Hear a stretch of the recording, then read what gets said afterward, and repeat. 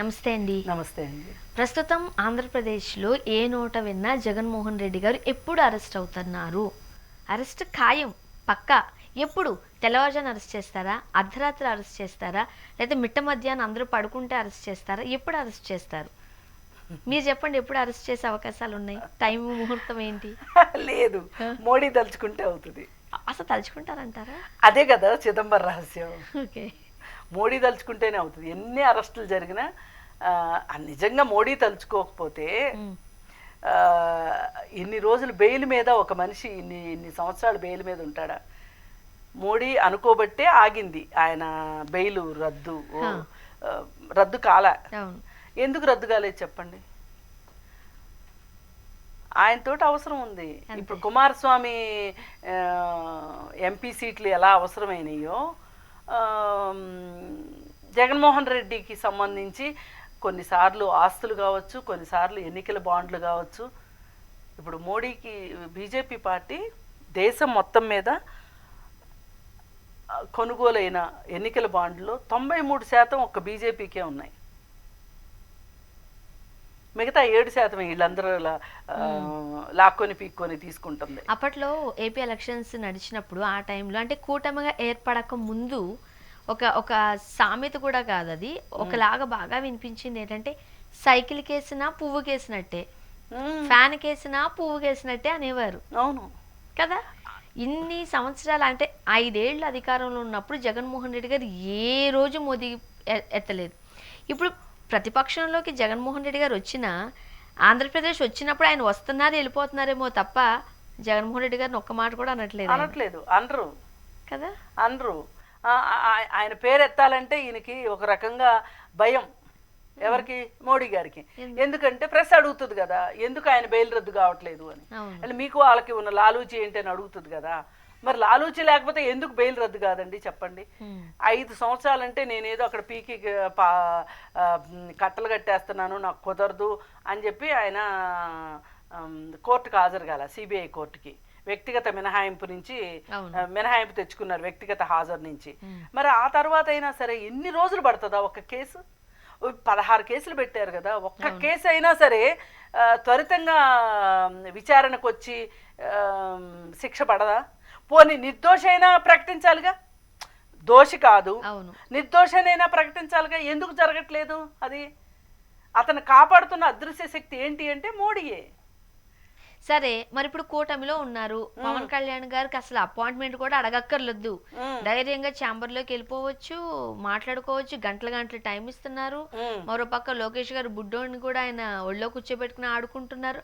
ఇంత సాన్నిహిత్యం ఉన్నప్పుడు అంటే ఇక్కడ మన దగ్గర కర్ణాటకలోను వాళ్ళేమైనా అటు ఇటుగా అయితే అక్కడ మోడీ గారికి ఇబ్బందికరమైన పరిస్థితి వస్తే ఒక్క సీటు కూడా అవసరమయ్యే పరిస్థితి వస్తుంది. ఆ ఒక్క సీటు కోసం, 2 సీట్ల కోసం, 3 సీట్ల కోసం,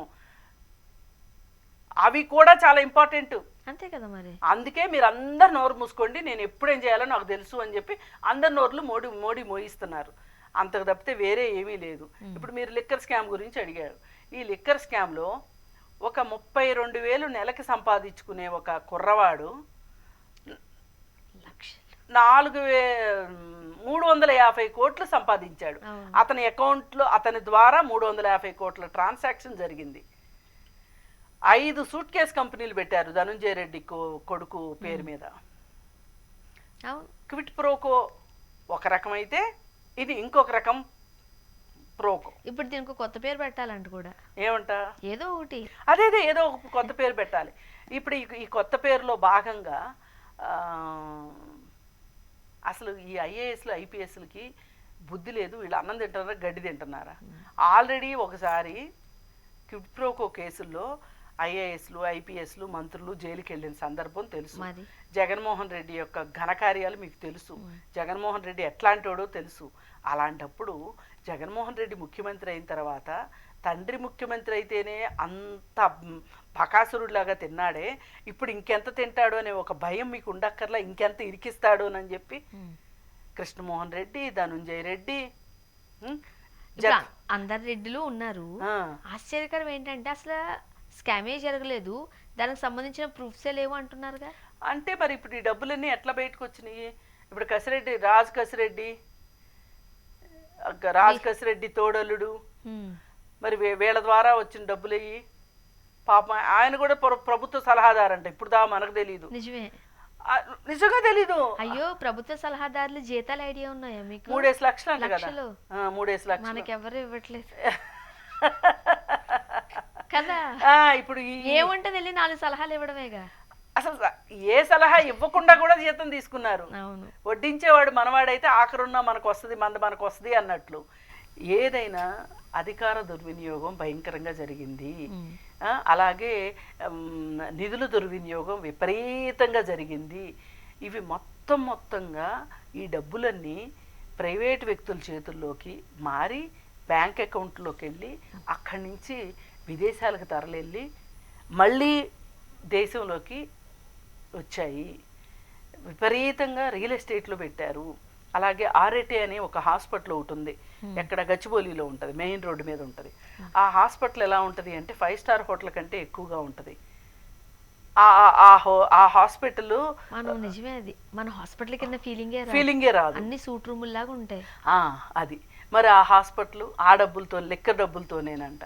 అంటే నా బాధ ఏంటి అంటే, ఇక్కడ మీరు సహజ వనరులతోటి వ్యాపారాలు చేసి డబ్బులు సంపాదించారు.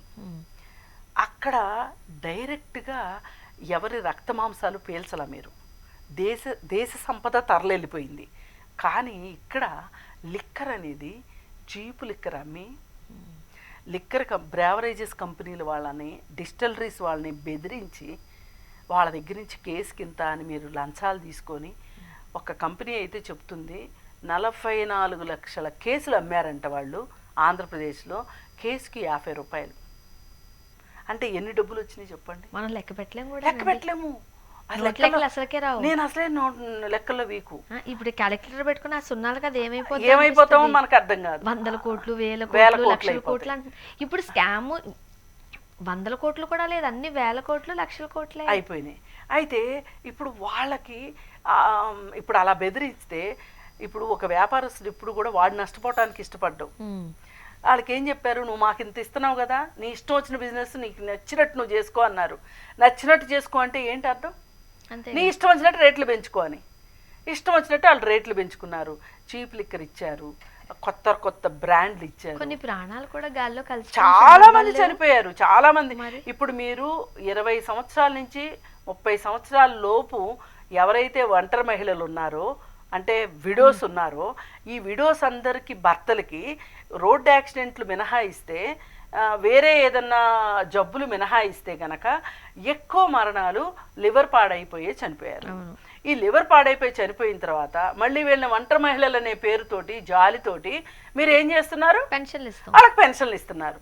వాళ్ళ డబ్బులే తీసుకొని, వాళ్ళ జేబుల్లో నుంచే బలవంతంగా డబ్బులు తీసుకొని మీరు మళ్ళీ వాళ్ళకే ఏదో ఉదార హృదయంతో ఇస్తున్నట్లుగా చూపిస్తున్నారు. కానీ ఇక్కడ చూడండి, అప్పట్లో రామారావు గారు ఉన్నప్పుడు సంపూర్ణ మద్యపాన నిషేధం అని అన్నారు.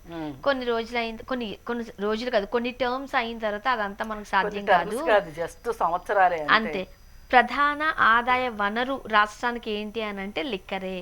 అది వైసీపీ గవర్నమెంట్ అయినా సాగుతుంది, ఇంకొక గవర్నమెంట్ అయినా సాగుతుంది. మేబీ ఆ పర్సంటేజ్లో ఎక్కడో కాస్త మినహాయింపు ఏదో ఉండొచ్చేమో. మనం కూడా ప్రాక్టికల్గా ఆలోచించాలి. ఆ రోజు జగను నేను విడతల వారీగా మద్యపానం తీసుకొస్తాను, మద్యపాన నిషేధం చేస్తాను అంటే నిజంగా జనాలు కూడా చంకలు గుద్దుకున్నారు.